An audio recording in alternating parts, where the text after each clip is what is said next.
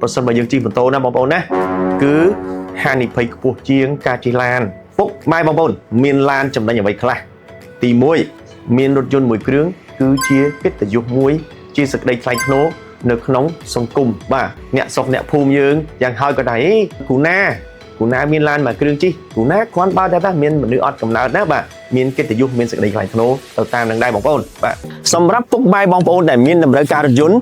ចង់បានកន្លែងដែលមានភាពច្បាស់លាស់និងមានការធានាត្រឹមត្រូវប្រកបដោយទំនុកចិត្តសូមអញ្ជើញមកមើលនៅការ៉ាស់ BSN យើងខ្ញុំសូមធ្វើការណែនាំអំពីគោលការណ៍នៃការបង់រំលោះនៅការ៉ាស់ BSN បាទការ៉ាស់ BSN យើងបើកឲ្យមានការបង់រំលោះផ្ទាល់ដោយបងប្អូនតម្រូវឲ្យមានតែ30ទៅ 40% បងប្អូនអាចធ្វើការបង់រំលោះផ្ទាល់ជាមួយការ៉ាស់តែម្ដងបងប្អូនចង់បង់រំលោះជាមួយធនាគារគឺបងប្អូនមានតែ 5% 10% 20%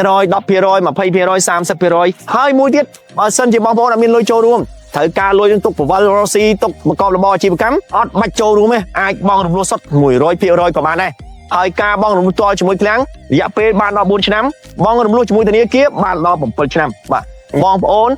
សម្រេចចិត្តនឹងធ្វើការជ្រើសរើសតាមចំណង់ចំណូលចិត្តហើយបើបងប្អូនត្រូវការទិញដាច់ឡាននីមួយៗនៅទីនេះគឺដាក់តម្លៃរួចជាស្រេចមានតម្លៃនៅលើឡាននីមួយៗគ្មានកែប្រែគ្មានកន្លះគ្មានដាក់លើដាក់ក្រោមបាទអត់មានទេគឺដាក់តម្លៃ fix នៅនឹងឡងស៊ីនតែម្ដងមកដល់មើលត្រូវទិញដាច់ក៏ប៉ុណ្ណឹងបងរំលោះក៏ប៉ុណ្ណឹងដែរបងប្អូនបាទទី2បាទ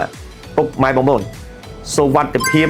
ក្នុងការធ្វើដំណើរប្រសិនបើយើងជិះម៉ូតូណាបងប្អូនណាគឺហានិភ័យខ្ពស់ជាងការជិះឡានដើម្បីមនុស្សជាទីស្រឡាញ់កូនរបស់យើងជីវិតរបស់យើងគឺពួកគេមានតម្លៃស្មើនឹងកាយភ្នែកទាំងគូរបស់យើងកុំបណ្ដោយឲ្យពួកគេច្រកភ្លៀងបាទជិះហាលភ្លៀងហាលខ្យល់ហាលក្តៅនិងអសុវត្ថិភាពបងប្អូនចូលខំប្រឹងប្រែងទាំងថ្ងៃទាំងយប់រកឡានឲ្យបានមួយគ្រឿងជិះនឹងគេបងប្អូនណាគឺដើម្បីសុវត្ថិភាពពួកគាត់បាទបើសិនជាយើងធ្វើដំណើរតាមផ្លូវដោយឡានសុវត្ថិភាពខ្ពស់ប៉ះពីអីតិចតួចឆ្កូតរលាត់អីតិចតួចមនុស្សនៅក្នុងឡានគឺពោពេញទៅដោយសុវត្ថិភាពឲ្យតែបងប្អូនបើកបរគោរពច្បាប់ចរាចរណ៍បើកកុំលឿនហួសបាទកុំលឿនហួសលបឿនបាទកុំបើកលឿនហួសហេតុបាទបើកល្មមសុវត្ថិភាពនឹងកើតមានដល់លោកអ្នកនិងក្រុមគ្រួសារជាក់ជាពុំខានឡើយចំណុចទី2ខ្ញុំសង្កត់ធ្ងន់ទៅលើអ្នករកស៊ីបាទនៅក្នុងពិភពជំនួញមុននឹងផ្ដល់ការទុកចិត្តមុននឹងធ្វើការសហការជាមួយអ្នកគឺគេមើលសម្ភារៈបាទរថយន្តមួយគ្រឿងដែលសមរម្យគឺជា credit បង្ហាញនៅទំនុកចិត្តចំពោះដៃគូសហការរបស់យើងតើយើងរូបរាងខាងក្រៅនឹងមានស្ថិរភាពហើយឬនៅ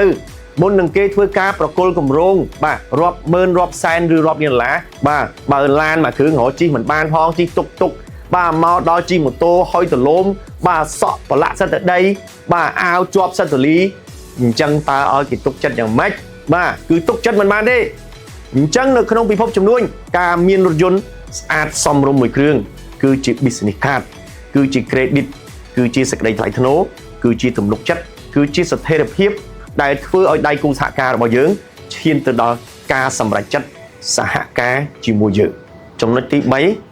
មានរថយន្តចំណេញអ្វីខ្លះគឺតាក់ទងនឹងការបត់បែនឬក៏សម្រួលឲ្យការងារប្រសិនបើអ្នកជាអ្នកប្រកបរបរបាទជំនួញអ្នកត្រូវចុះទៅមើលការដ្ឋានអ្នកត្រូវចុះទៅដល់ទីតាំងចុះទៅដល់កន្លែងប្រកបការងាររបររស៊ីចុះបើអត់មានឡានជាឧបករណ៍ដឹកជញ្ជូនតើអ្នកត្រូវធ្វើយ៉ាងម៉េចនេះគឺជារឿងសំខាន់ណាស់អញ្ចឹងការមានឡានគឺចំណេញបើសិនបើអត់មានឡានការចុះត្រួតពិនិត្យការងារគឺមានកម្រិតយើងត្រូវចុះត្រួតពិនិត្យការងារពេលព្រឹកពេលថ្ងៃពេលយប់ព្រលប់ពេលការងារបន្ទាន់ពេលការងារចាំបាច់ឬក៏រហ័សបន្ទាន់តាន់ចិត្តហ្នឹងគឺធ្វើអត់បានទេអញ្ចឹងយើងចាំបាច់ត្រូវតែមានឡានឯកជនផ្ទាល់ខ្លួនមួយមានឡានមានរថយន្តមួយគ្រឿងគឺជួយសម្រួលការងារឯកជនក្រុមហ៊ុន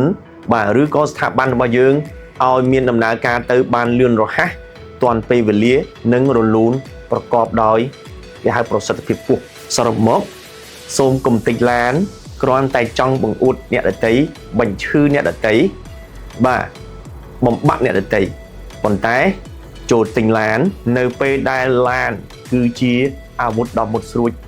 ក្នុងការបង្កើតលុយ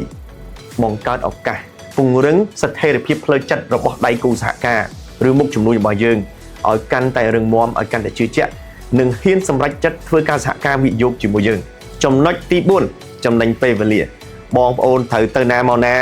thử từ lên sọc thử từ bon tiền thử từ năm nay cầm sàn cứ dương nâng chùm nành và dương chi lan krong chi taxi cứ thử miền mau và rước vào dương mình nhấp ở lớn nè từ mấy cá rước có cái phốt bao hay thử rong trăm lọt ngày sai